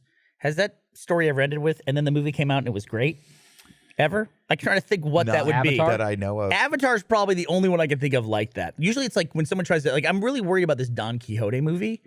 Oh, they're still making that? Oh, yeah. They've been trying to make it for probably 20 years now. And I'm worried it's going to come out and you'll be like, what was that? What was the point of all that? Yeah, it's usually when a production has issues, like for quite a long period of time. It doesn't. I can't think of any good example of when that comes to fruition. I'm going through a list of movies that were in development hell to see if I can find one. That World War Z was one of those. Biography about like Truman Capote. World War Z wasn't like a movie that people wanted to make. The book came out like No, but it was a movie that did the research production on, yeah. kept taking forever because they like pre-production took forever and they kept changing out people that were like writing or directing it. And then, so like it was one of those things that, and everyone kept vying for it because of the book. And then when it came out, everyone was like, okay. It was actually a pretty good movie. It was though. fine. It just wasn't. Yeah, it great. wasn't the end all be all. I Like, guess- Jaws was like that too. I guess an X-Men movie they tried to make since '84. Talking about the X-Men thing though, there was like an article that came out that was talking about how with the acquisition, New Mutants and Dark Phoenix are pointless, but they're still going to release them. they've already made them. That's the thing. New I think Mutants they're- weird though. They're turning into a horror movie. Yeah. Well, they also went into like they pushed its release way back, and some people think it might have been because of the acquisition coming, or some people think it's because no one liked what they made. Maybe. And I think it's Is probably Warlock in it? both. What's that? Warlock? I don't remember. I remember seeing the trailer and I go, this feels tonally weird for this title. And then just any other news that I saw from it just wasn't exciting. I like New Mutants. It's a good title, and I love X-Men comics. I get irrationally angry. Comics guy? Nick at all? A little bit. Yeah. Little bit, not much. John, then I want to see if this happens to you as well. I get irrationally angry at all the X-Men movies when they show like usually it's a younger character, a side character who has like earth moving powers or can shoot fire or something like that. Of like, it's almost like they're taking a character but doing it almost like intentionally doing them wrong, you know? Like the characters, especially like in Logan, the younger characters. I'm like, why not just use the actual characters from the comics, like Avalanche or somebody like that, and just call them that? Yeah. You know, instead of like just getting them kind of right. I feel like that's how like Rogue started off, where she was supposed to be Kitty Pryde. Like they made a hybrid of the Rogue and the Kitty Pryde storyline. I could complain about every single Okay. X-Men movie all the way up you? until Logan, because I don't really think, other than maybe, Do you like Logan? I love Logan. Logan's fantastic. Logan, like, Would you get Deadpool too? I love Deadpool too, There you go. actually. So we're starting to knock it out of the park on this. Yeah. I thought they got Caliban right. Yeah, Caliban. No, I'm saying like It they've was an all interpretation, but it was still good. Yeah, and You that's, didn't I'm the fine with that. Caliban from Like Apocalypse was like, Caliban doesn't know who you are. Yeah. Caliban doesn't trust you. Oh, I haven't seen oh, Apocalypse. I hated so. that. It's That was bad, Caliban. And then Olivia Munn's haven't like, seen it. I wanna Olivia see Munn it. just stands behind him the entire time. Like, well, Don't even get me I'm started on getting how the they paycheck. fucked up I'm getting this Psylocke. paycheck. I fucking hate that movie. I hate Apocalypse. She was a Johnny Come Lately anyway. I don't really care. No, what they just did. the whole Apocalypse movie, just in general, they fucked up everything. Did they have Death Angel with the blade wings? They Death did. Yeah. Angel? Archangel. Archangel. Yeah. Yeah, with the blade wings. how's he go? How's he go? It's his wings, John. How's he go? It's not his arms. These Well, are here- they're Those are wings, wings. and they go. That's what they do. Yeah, they do did. that. They He's fucked awesome. him up. He's awesome. The character sucks. He was way better after he died, and he came back as the blue Death Angel. He didn't With die. yeah, he did die. He didn't die and become Archangel. They put the spears in his wings. No, he was just put up in that. He got taken down. He was fine. That's from when he was put up in the Morlock tunnel. But then they turned him into Archangel. That was when he went to Apocalypse. right after they stabbed him. No, in the that was wings. the Morlock I have tunnel. no he was idea. put up there. That was when Storm talk fights the about Morlock serials more? leaders to Let's talk become. about some cereal. It's all one continuous narrative. No, it's not. I have Blends the book into at each other. home. It blends into each other. So what happened was Archangel got his suit during the Secret Wars. He grabbed. You're just I- triggering me. I at got- this point. I got irrationally angry. Speaking of getting irrationally angry, I got irrationally angry in a meeting yesterday. You were there. Bernie was there. We were. Sexy Gus calendar. It was a meeting about the Sexy Oh, Gus that's right. I calendar, missed that meeting. and we're going over all of the images, trying to decide like which images are going to go on the calendar. And we get to the point in the meeting where we start talking about like what dates should be printed on the calendar. So we start with, of course, all the holidays. Let's make sure they're all on there. Sure. We get to November, and Your birthday has to be on there, obviously. someone asks, 10th anniversary of the podcast is in 2019 as well. That's another date? Yep. In May? So we get to November, and someone goes, "I don't think that's the right date for Thanksgiving." And I look at it and said, no, it's the 4th Thursday in November. That's Thanksgiving. Like, I don't think that's right. I go, no, that's definitely the right date for Thanksgiving. And someone else in the room goes, well, why don't we double check online and make sure that's the right date for Thanksgiving? And I said it way louder than I meant to. I probably shouldn't have said it at all. I just looked at everyone in the meeting and I said, are you all stupid? Thanksgiving is always the 4th Thursday in November. He was fucking mad. Can't believe we're having this discussion and wasting time talking about this. Wow. Did that you was end a up Googling boiling it point? anyway? Someone ended up looking it up like, yeah, that's the right date. And the person who pointed out that it might be the wrong date initially said, oh, I was looking at the 2018 date instead of the 2019 date. It's like, of course. Now I'm the asshole because I know when Thanksgiving is. I'm always the guy that has to ask when Thanksgiving is. Because I've just shed. That's one thing. The other thing is to hear someone declare when Thanksgiving is and go, I don't think that's the day. You know, we live in a society now where there's been a paradigm shift. Like before Google, you had to know stuff.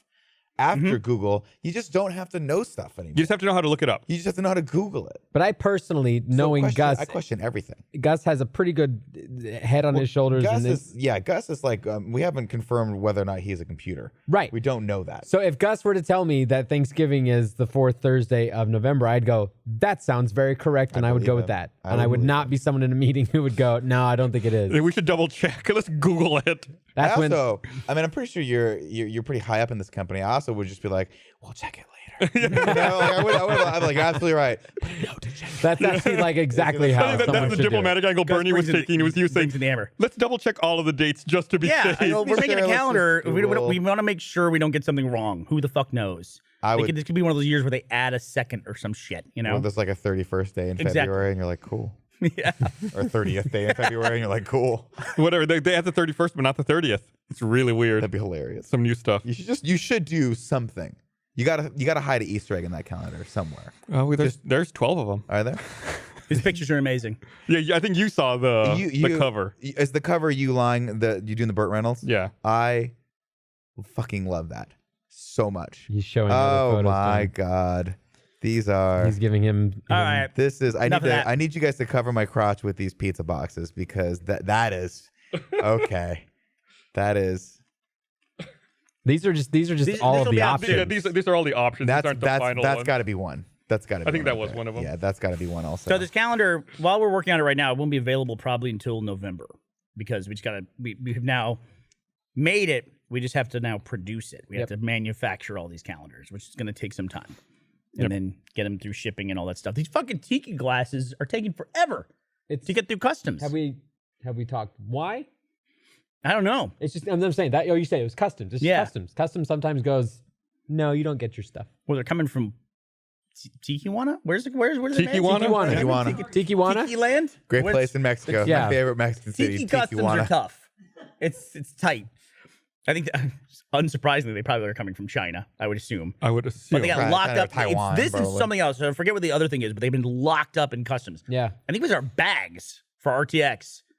Oh, Austin. they got Those tied big up. old bags. We had these massive bags, and they just didn't make it. Bags. But it's been like a month, dude. It's been a month. I feel like you're really enunciating We that. intermittently have Bags. trouble with that process. Didn't we have the same problem with Griff balls back in the day? Yeah.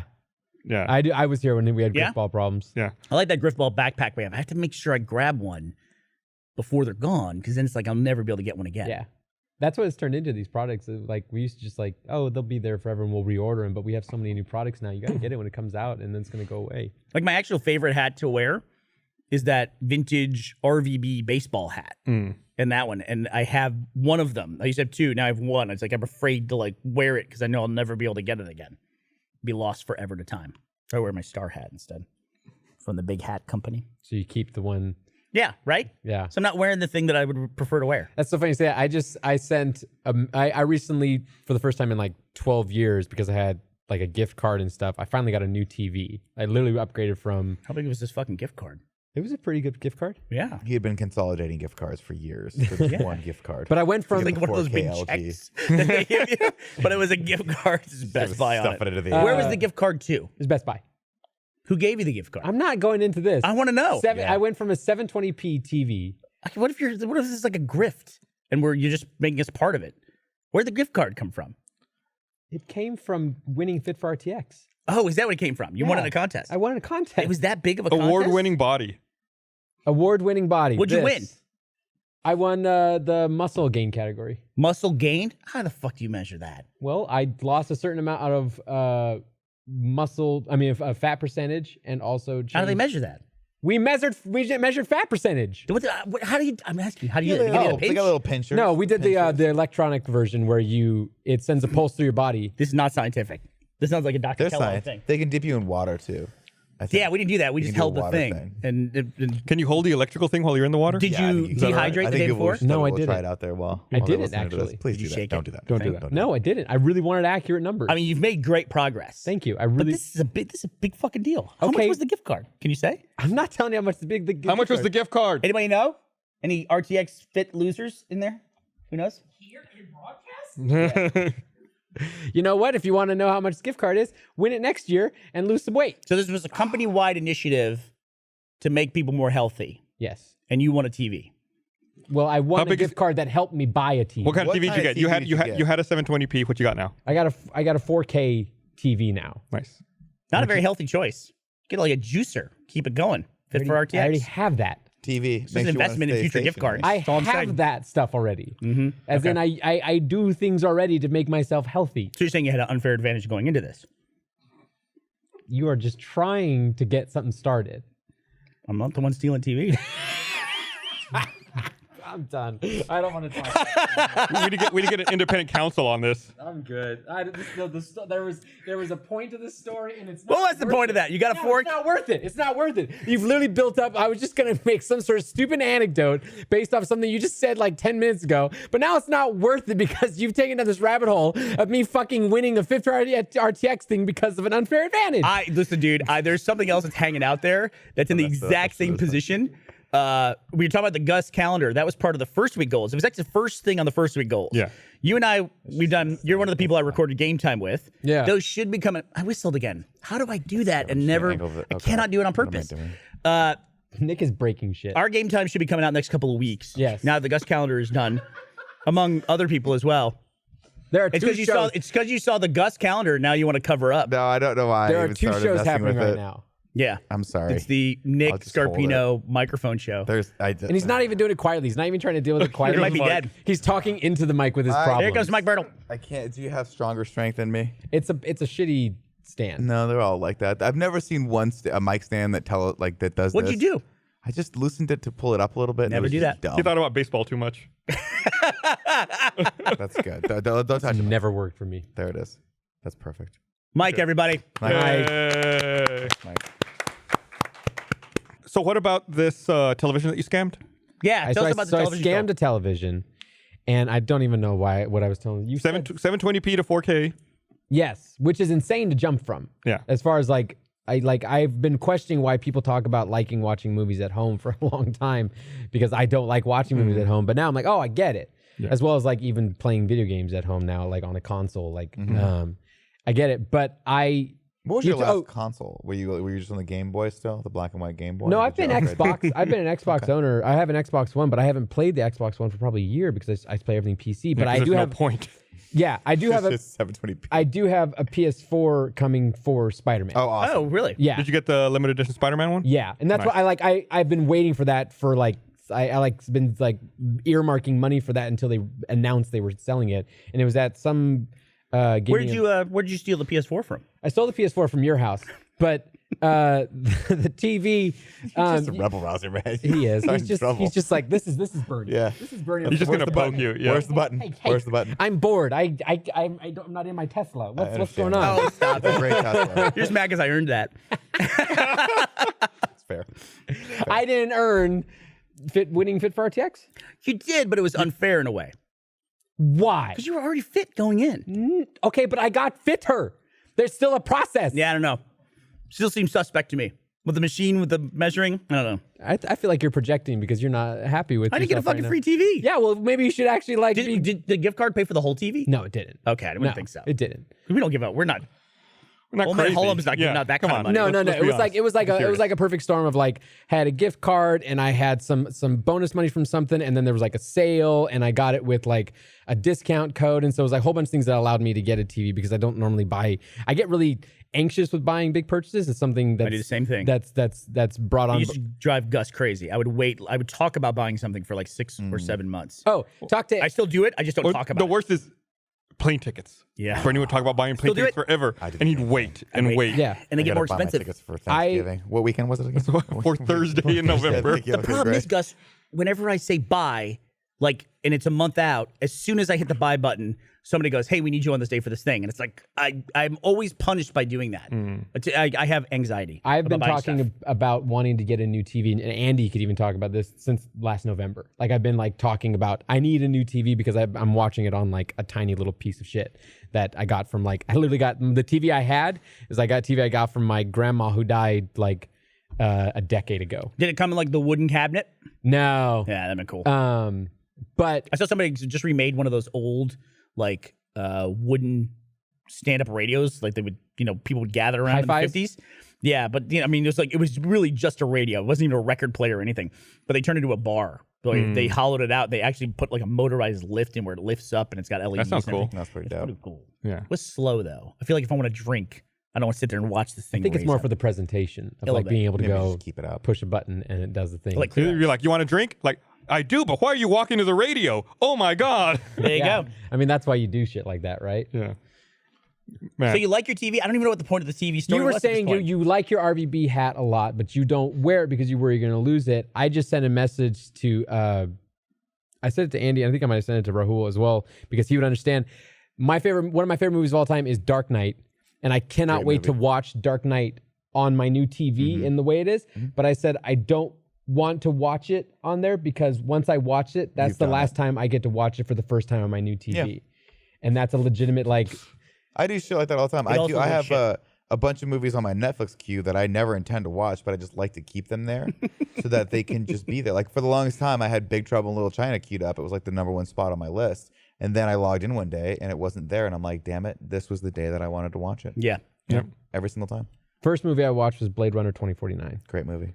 I felt like that was a pretty Never good going to choice. make another one of Nick, those. did you have Netflix back when it Oh, was God, no. DVDs in the mail? No, I never did. I that. did, totally. I had that too, and we used to have contests in the office to see who had the most expensive DVD that they were going to watch, and they kept sending everything else back except for this one DVD. And I think it was Jason, who plays Jason. Tucker. He kept Hotel Rwanda for about 14 months. He estimated it was like $180 he paid.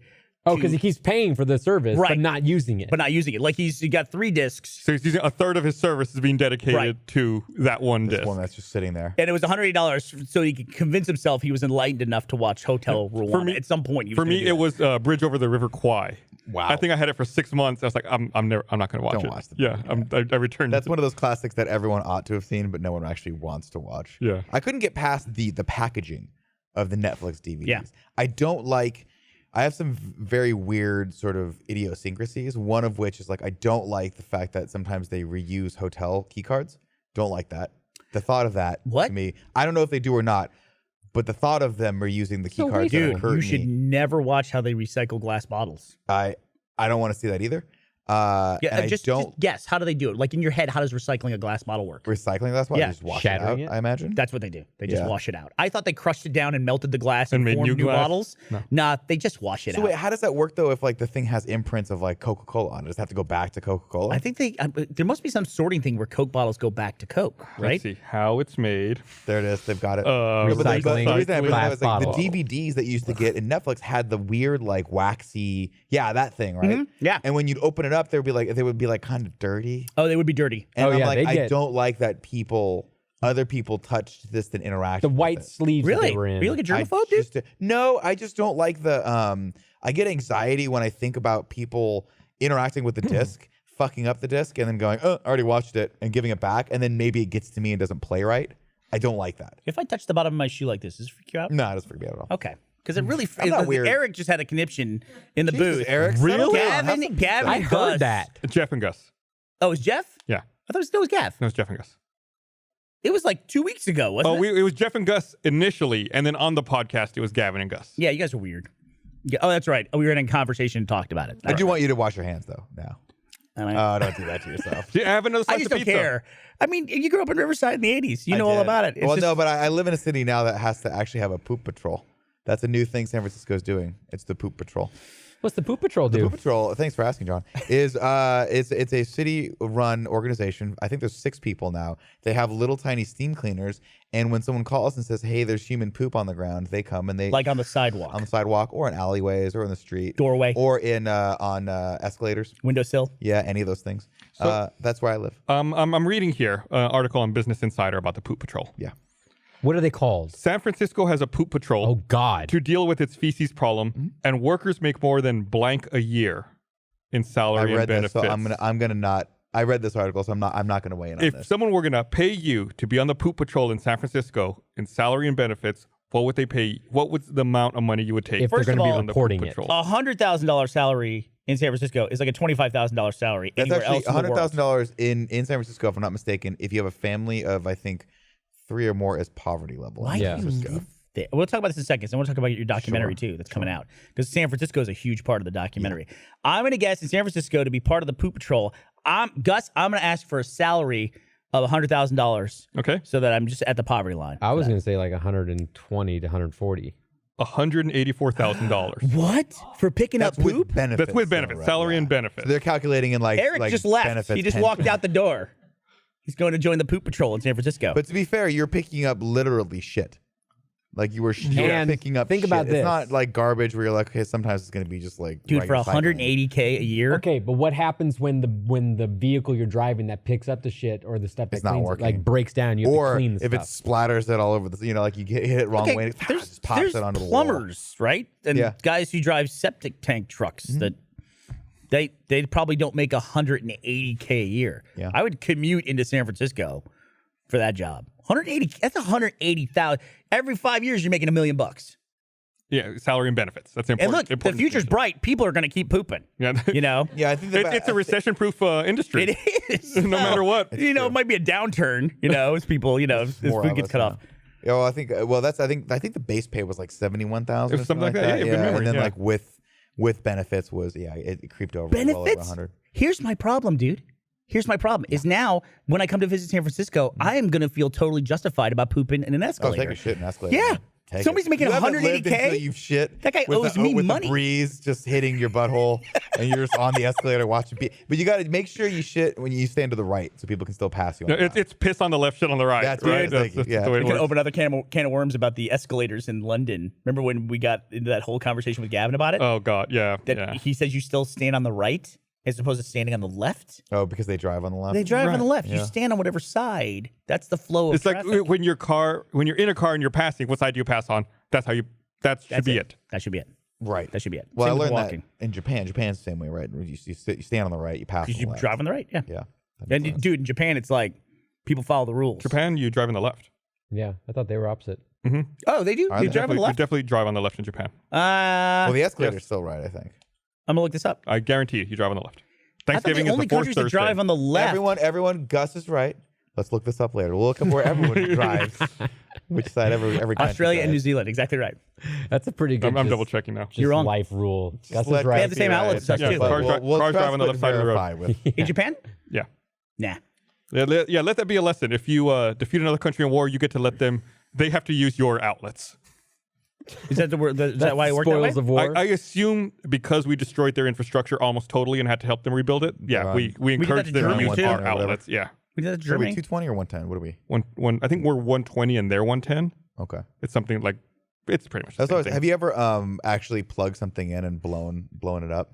Because I have. No, I watched Jeff do it once. Okay. Ashley did it when she moved to Australia. It's really scary. Mhm. I was working in we went to TGS and I was doing like the Konami press conference or whatever they were doing, and I plugged in a piece of equipment with a surge protector, and it wasn't, I don't know, I'm not an electrician, and it was just a little off and went, "Pah."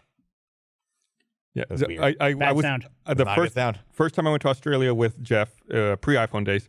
He had like some shitty Verizon cell phone, and he went to charge it, plugged it into the wall, and made the noise you're talking about. The power went out in our room. We're like, that's weird. We stepped out into the hallway. The power was out in the hallway. Yeah. The power was out in all the rooms in the part of the hotel we were in. It's like, now's a good time to leave the hotel where's and the we're going to go go? to a bar and get a drink now. They're gonna figure. Yeah, I think if I remember Wow. correctly, there was like a whole, and it might not have been my machine. It might not have been my thing. It might have just been how they laid out the power in this thing. But it was one of those where like camera riser, and they had laid out power drops. And I think the power drop went down for everyone. So I felt really bad because like this was back in the day when like you had to plug stuff in, and in order to capture a feed, it was like just this big hulking thing. Now it's like, you can do it on a tiny little Elgato device. But yeah, that was pretty brutal. I was like, well, this thing's dead. I just wasted $6,000 of IGN's money. Fuck it, it's not mine. So whatever. Thanks, Pear. Talk about Nick's doc. Yeah. So Nick has a doc coming out. Waiting for the do. punchline. What's that? Waiting for the It's Friday when we're recording this because we're pre-recording for the holiday. So actually tonight you have a screening at the Out of Bounds Festival. Yeah, we've been invited to screen it at Out of Bounds Festival here in Austin at the Spider House Ballroom, which I don't know why I just mentioned that because it's useless to you guys now. It happened. It was great. It was a great time. But yeah, we're going to do a little comedy show. Brian Garr is going to join us for that. Oh, as that's well great. as Christina Parrish. She's going to be there as well. That's fantastic. So who's in the lineup tonight? Just the three of us. Oh, Because not the Jeff's not doing it? No, Jeff's flying to New York for Funky Lou Medina's wedding. So Oh, he'll be there right. for that. Yeah. He couldn't make it. I wanted him for it because people actually, they want to see him. They actually come out to see him, unlike me. But no, but it's a really great documentary. I'm really proud of everyone that worked on it, myself included. It turned out really, really well. Like it's one of those projects where you think, am I compelling enough to actually hold like a 30 to 40 minute long documentary? And then you think maybe, and then you realize the runtime's an hour and 15 minutes. And you go, I'm not. Especially because, I mean, once you watch the doc, you realize you're kind of living and dying 5 minutes at a time. Yeah. In this industry. It's really, really weird. It's weird to watch. It's also really weird to watch yourself be that vulnerable too. Because I mean, most of the time I'm bombing, and most of the time it's just that grind, that slow grind of doing 2 to 3 mics a night and saying the same jokes to the same people and trying to get them to laugh at them. It's brutal. That was literally my first note after I watched the first cut of it was, has Nick seen this? Is Nick going to be okay with this? Because it's such a real piece and it's so vulnerable the whole time, Like there are parts where I'm just like, I like you can tell that I'm like, I don't want to do this anymore. Especially since we had to go to more of them for the doc. Yeah. And so it's sort of like when I'm by myself, I can kind of wuss out and course correct and say, I just need a night for myself. I got to stop doing this. But the fact that there's a whole team behind me, I'm like, let's amp it up, which also amps up the anxiety of when the room is completely silent and you're listening to yourself bomb and you're just like, it's like an out-of-body experience that you just can't stop. It's pretty brutal. And some of these rooms are not great. You know what I mean? Most of them are not great. Yeah. That's the hard part about being a stand-up is that they say it takes a really long time. And when I first started, I was like, oh, I'll be able to crush this in like a year or two. But the reason it takes so long is because you're not really getting in front of real audiences all that time. You don't have the opportunity to be, I can't just walk into the punchline and be like, cool, I'm going to do a set for 200 paying patrons right now. It's me trying to get the attention of the 5 people in the bar who are drunk, who just want to watch the Giants game and don't want to listen to me tell them a joke about my wife. And so it's you have to sort of start learning those tools. And just you've done it, obviously. You did a show with me last time. Like you know we how did brutal it can RTX. be. We did a stand-up thing. And so yeah, it's a big learning curve, and it's something that I wasn't expecting. And if I had known then what I know now, I don't know that I would have started doing it. But I love it. Really? So, yeah. It's gonna take a long time. Well, I think it's a huge fear that a lot of people have, that they would get up by themselves at a microphone. Of all the forms of entertainment, it is the one that relies the most on you. You can't, even in improv, which some of our people are doing now, at least you have a team around you. Right. You have this idea that people can help you out.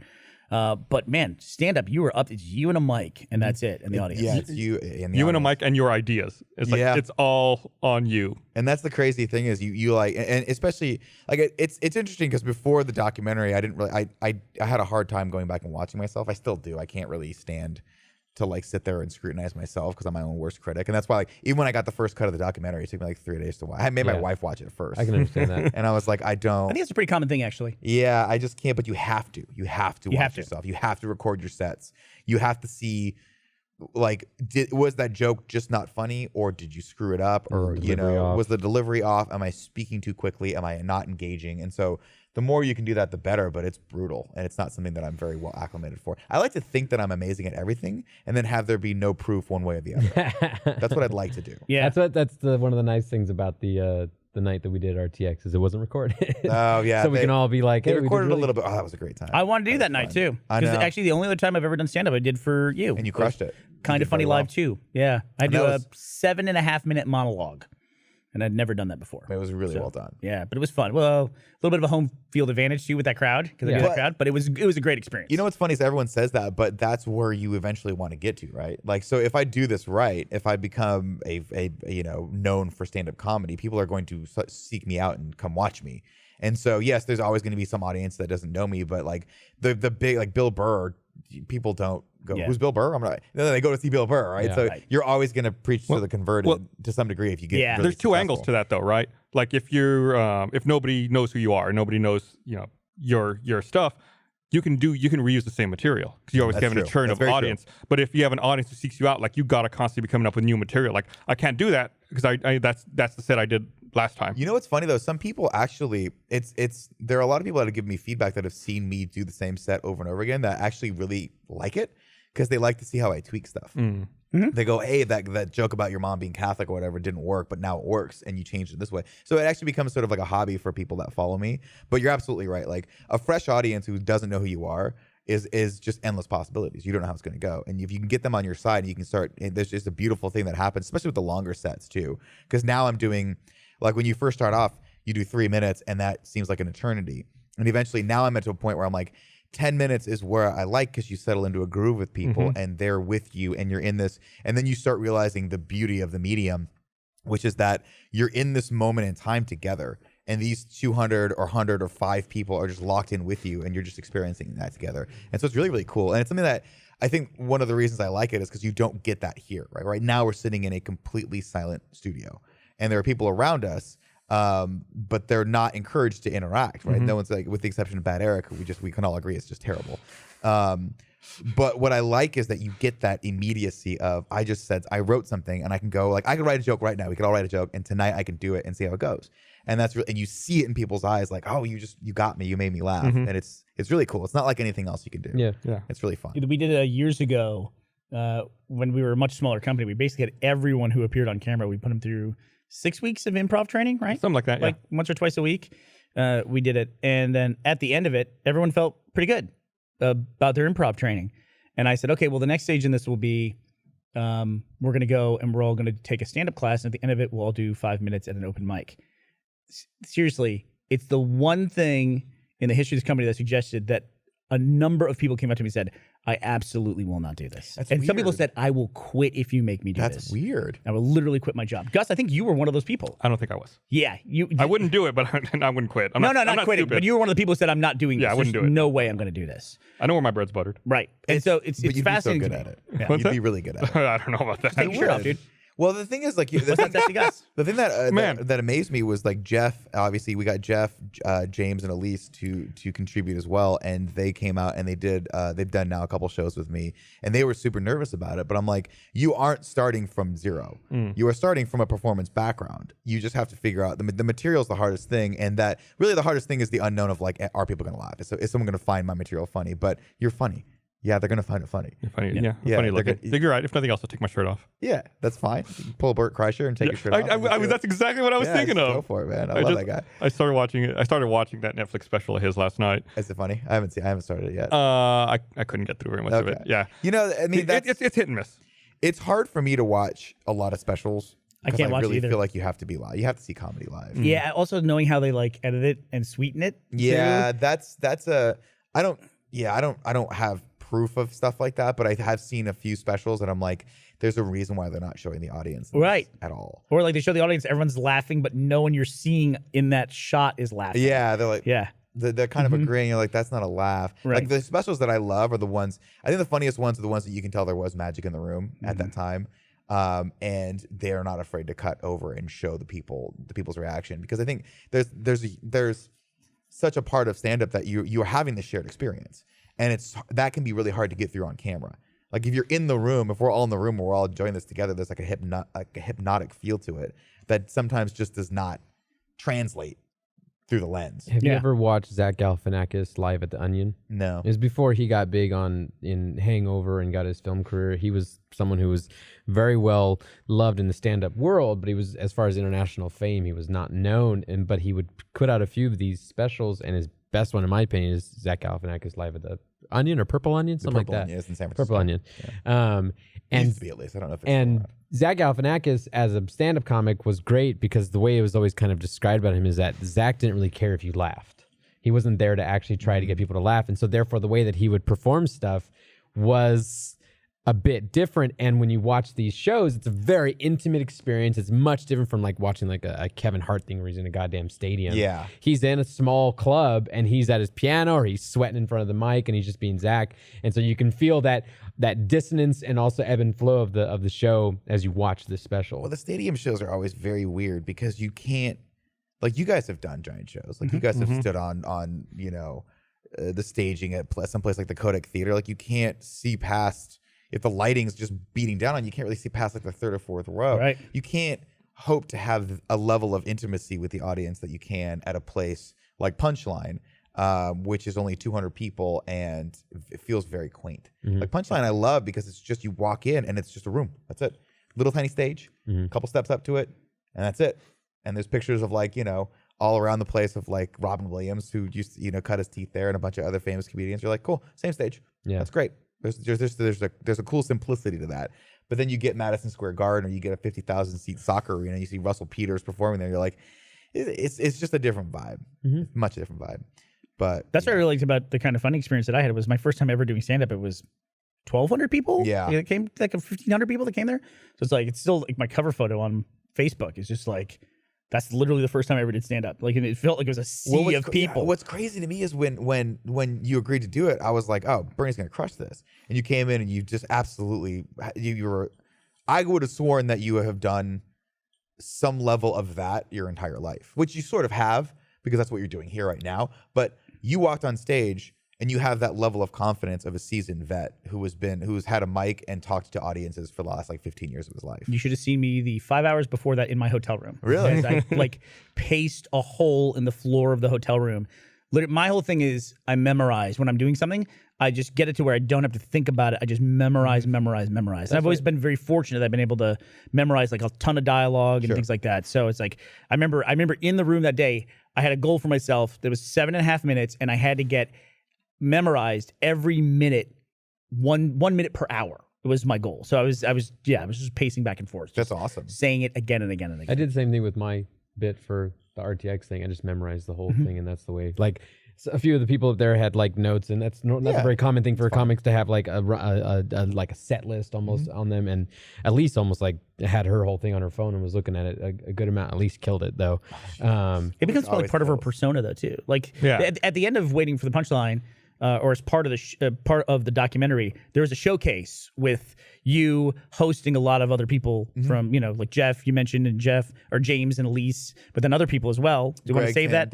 So we can see people. Sure, I guess. Oops. You know, that's okay. It's okay. I mean, it's up to you. You know. It's a really cool moment where like I want to, like, part of what I like doing is I like trying to entice other people to do this. And you know, when we did the Let's Play Spring Break, it was one of the first times I actually got to sit down and talk with James and at least like get to know them. And we had kind of sort of floated around each other and been in content and stuff, but sitting down and actually having a beer with someone and talking to them, and they're obviously in LA, and Elise, you know, I found out she loves stand-up, I found out she loves Saturday Night Live and all these things, and there's always the 1 second that someone goes, yeah, I always kind of wanted to do that, and then it just pops in my brain. I'm like, I'm gonna get you to do that now. And so if you've mistakenly told me at some point that you have always thought maybe that'd be a fun thing to do, I'm gonna make you do it. And I'm gonna be that asshole friend that pushes you out onto the ledge and like jumps with you, because it's fun. And that's the thing, James and Elise, they're phenomenal. Elise is a phenomenal like personality. James, great too. I don't want to knock him, but No, we all get it. There's no Elise. yeah, Elise just has like, she has the bigger like deficit that I feel like she thinks that she has to make up for. Whereas James, I'm like, James wasn't as nervous as she was. But I was like, I know that you're going to be more nervous, but you're going to crush harder than anyone else on that stage that night, because she's just so endearing and so fun to watch do anything. And so Canadian. And so unfucking believably, unapologetically, or rather very apologetically Canadian. See, I want her to do more. I want her and James to do more of that. Elise has a ton of fans in the community and in the company. Like, there's a lot of people that work here that are fans of Elise, like legitimately like want to watch everything that she's in. We watched a trailer for the Monopoly show that y'all do, and she's in it. and she has one line in Yeah. the trailer, and it's the funniest thing. It's just perfect. It's perfect. Yeah. God bless her. It was great watching him film that. One of the things I love about the doc too is though it's not one specific note. Like, what's it like to do comedy? There's a lot of other layers in there that I like as well. Yeah. There was one that really spoke to me, is we talked about it a little bit earlier, but what it's like to live in San Francisco. And a lot of the comics that you talk to, they have to come from 2 hours away to perform for 5 minutes. And they'll make that journey because they can't afford to live in San Francisco. Yeah, that was my pitch to the docs team and to Hannah when we were talking about this. I was like, I want to highlight the scene. I want to do a couple things with this. One, I want to show people what it takes to go from being from zero, from never having done a mic, to then trying to get through a club system like the Punchline. Like, what does it take to go from doing open mics to I am now an officially sort of passed person at a very reputable club? And then I also wanted to show people that against the backdrop of San Francisco. Yeah. Because obviously you are just a product of your surroundings. You're a product of the conditioning of where you live, and that's where a lot of material comes from. But what happens when you're a struggling artist and you're living in the most expensive city in the United States? Yeah. You know, you're living in a place where, and not only that, but you're living in a place where you're trying to just do your thing, and you're looking around and there are people in their 20s who are millionaires and people in their 40s who are homeless. Yeah. And you're seeing people dumpster dive, and you're seeing that sort of the There's a poop leftovers. patrol. Yeah, there's a poop patrol, which is a perfect Yeah. example, and thank God, because we need them. But it's silly that we do need them, right? Right. That's absurd. Yeah. It's absurd that San Francisco, and that's the thing is, like, you asked, why do I still live there? Because it's a phenomenal city. It's beautiful. It is. There are not a lot of places like San Francisco in the United States that you can live, because it really is a European style city where you can just live and exist there and work there and never really have to leave that 7x7 block. Lots of different radius. cultures around too. You know, It's one of Well, my favorite cities. Yeah, it's awesome. It's phenomenal, and that's the sad thing though, is like I've lived there long enough to be that guy that says, "Oh, I remember when this city has changed so much." Yeah, like sure. I've been there 12 years, and I got there right at the end of the first .com bubble burst, or maybe that was the second, whatever it was, in the late 80s or late 90s, early 2000s, and so things were cheaper, and there was still very much a counterculture there, and tech was .com. It wasn't what it is now, and so now it was everything. an app. It wasn't apps, it wasn't iPhones, it wasn't Websites. like back end servers and cloud computing, and now everything's tech. electric scooters. And the counter, that's my opener, by the way. Yeah. If anyone that came to the show will It's know funny because I saw it, the doc, hate the first these cut of it. things. I was like, oh yeah, these electric scooters. Because you explained what it is for people who don't know, and then literally 2 weeks later, they were in Austin. Infestation. Yeah, it's Yeah, crazy. they're everywhere. It's like- That's a good word to describe them. They are. Yeah. I mean, they're just like a bad viral infection that just spreads throughout your city. It's also, so by the way, my favorite joke in the doc. It seems yeah, my it's favorite the, joke. it's the last one I wrote for. seems like a great idea. That's just people ruin.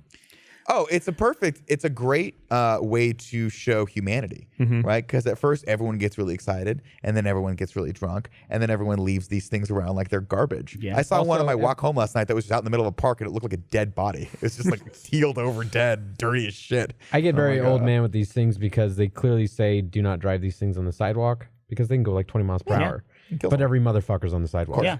Just like gangs of them, like 4 frat guys going 20 miles per hour down a sidewalk. I'm like, cool. I really would love to throw something at Close you I've right come now. to dying in a situation like that. I was riding my bike one time, and a guy like ran up on me at night, and like honked, and then got around me just as we were coming up to a stop sign too.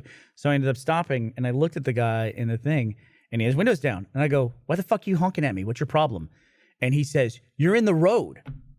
I'm like, "I'm on a bike." And Yeah. he goes, "You're in the road." And then Yeah. he like pulls off, and I'm like, "The fuck is wrong You're with supposed this to. Yeah, idiot?" that's where you go. Yeah, this fucking idiot. You know, You do it's have to like I'm in San Francisco. Obviously, we're a huge bike culture, but you do have to wonder like, aggressive bike culture. you're like, is this a smart idea? Yeah. Like they make all this poor bicyclists drive in the street in this packed city where everyone is just trying desperately to make more money and get to their place faster, and who gives a fuck about you, and it's dog eat dog, and like then you put a nice person on a bike near you're just a recipe for disaster. Man, there's a It's lot terrible. of mean people on bikes in San Francisco, though. Like Oh, those yeah. aggressive You have to be. cyclists. yeah. Like, yeah, there's somebody you look at them and it's like you can tell it's their entire lifestyle. You know, They're all like their entire identity is built into being right. the guy on the the bike. tight shorts and Oh, everything. they got like the that. jorts the that are gear, rolled up. yeah. Yeah, they got the chrome backpacks with the little bike buckle thing. Yeah, they got the whole deal.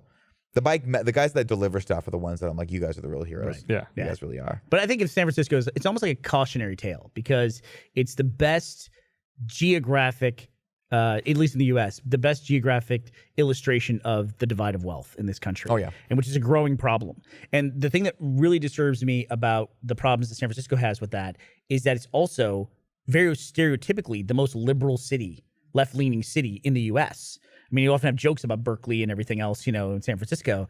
And it's like, if San Francisco can't tackle this problem with all the money in the world, does anyone else have any hope of doing that? Like, especially when you go to places where they don't care. Well, it's interesting because I'm of two minds with how liberal we can get in San Francisco, because there is a tipping point where you do start to get so liberal that you're sort of enabling people to do, like, for instance, shop owners, there's nothing they can do if there's a homeless person outside of their shop, right? You can call the cops, but the cops can't do anything. They're not allowed to physically take the person in because the person is choosing to be homeless. Does that make sense? No, it does. So the loitering laws are outweighed by people's civil rights in San Francisco. And it's interesting. I'm not saying one's right or wrong, but there's nothing that can compel the cop, unless they see a crime, to pick a person up off of the streets and take them away from a business owner's business. So it's there is a point with which you have to be like, maybe we should be a slightly bit more conservative and have a few, I don't know, some harsher social work. I don't know how to fix it. And it's sad because you do see people who need help. But and when you first get there, it's easy to write off the homeless problem, saying, oh, those people are just drug abusers, those people are just alcoholics. It's not. It's actually more about mental health. And a lot of these people just can't function in society. Not because, I'm sure maybe they're abusing substances, but that's not the cause. That's just the sort of that's one of the the symptoms of the bigger problem, which is that we don't have we've just failed them on such a total level that we're just okay with, there are certain streets that are just lined with homeless people, and that's just how it is. Then people go, well, that's how it is, and that's how it's always going to be, but it's not. It doesn't need to be that way. You feel desperate, well, we can't do anything. It's sheer apathy. Yeah. You're just what are we going to do? We can't do anything, so I'll just pretend like they don't exist and walk around them. And when they ask me for things, and it sucks because you have to build a hard skin. It is interesting asked for money and stuff. All my left-leaning friends, the ones that live in San Francisco, talk about homelessness far differently than everyone else. It's it's a different issue in Northern California and San Francisco than it is anywhere else. Usually when, even in Austin, when people talk about homelessness, it's always gotta find a way to help everybody and everything. But it's it's a little different there, So I'm curious. I do think it's kind of a little bit, just from the way the wealth is distributed, it's a little bit of a canary in the mine shaft kind of a thing. Yeah. I look really closely at San Francisco. So I'm glad the doc touched on some of that. But my favorite moment in the doc, I have to say, favorite moment of the doc, the moment that really grabbed me, is it's early on when you have one of these experiences and you're in a very small place. It's not a great set. You acknowledge that, and it's really tough. And it's it's pretty much everyone's worst fear who thinks about going up in front of a crowd by themselves at a mic. It just doesn't go well. A couple things fall flat, and you're just ugh. And then you get in the car and go, I got to rush because I got to get across town to my next one. I'm like, next one? I was just the idea that you just kept going. Most people would have just gone home and just pulled the covers up. That's like having a bad date. And then being like, all right, time to go on another date. Yeah. Wait, literally right after he just gets in the car and he's like, all right, shake it off. Let's go to the next one. And I was hooked at that point. I'm like, I've got to see where this journey goes at this point. Yeah, I mean, there's been multiple times where, I'll be honest, there'll be multiple times where I have been I'm not going to the next one. I'm going to go get a bag of goldfish and just eat my sorrows away while That's not your watching sorrow food? Big Trouble. Oh yeah, that's my comfort food. Oh yeah, live goldfish are right. You ever had? It's like a rap contest from the 40s. Stupid joke. You should not feel good about that. Although our global audience is he eats goldfish. So that's why I made the joke. There are people who listen to this podcast who won't know what a fucking goldfish is. Yeah, they know it's a cracker. Bullshit. Farms. Yeah. Bullshit. International. Pepperidge Farms. You think people in worldwide. Australia knows what a fucking goldfish is? Yeah, they know. No. They call them goldies down there. They call them cheeseroos. Golden cheeseroos. Say it with enough confidence and people will believe you. Let me Fourth ask you this Thursday question. of November. What's more fun to make fun of, Canada or Australia? Australia. Canada. Canada, I I mean, think. I meant to say Australia Australia is insane. Canada. because they're all insane. Yeah. Canada, they're actually nice. So you're saying you're both for Australia? They're crazy in Australia. Sorry, Australia. Actually, I love Australia. I'm trying to find a way to get over there again. We got to wrap this up. All right. But before we go, I want to remind everyone that Bloodfist is out now. Do it. Available on digital. I'm looking at it right now on iTunes. I had to verify for myself. You can get the Gus scenes as an iTunes extra in iTunes. We did it, everybody. We did it. You can see all of my wonderful scenes that got cut from the movie. Thanks, Bloodfest. So yeah, go check it out. And we'll see you guys next week. We'll be back live. Just looked it up in Australia. Goldfish crackers are called Finny Maloos. So there you go. Bullshit. You just Bye. Yeah.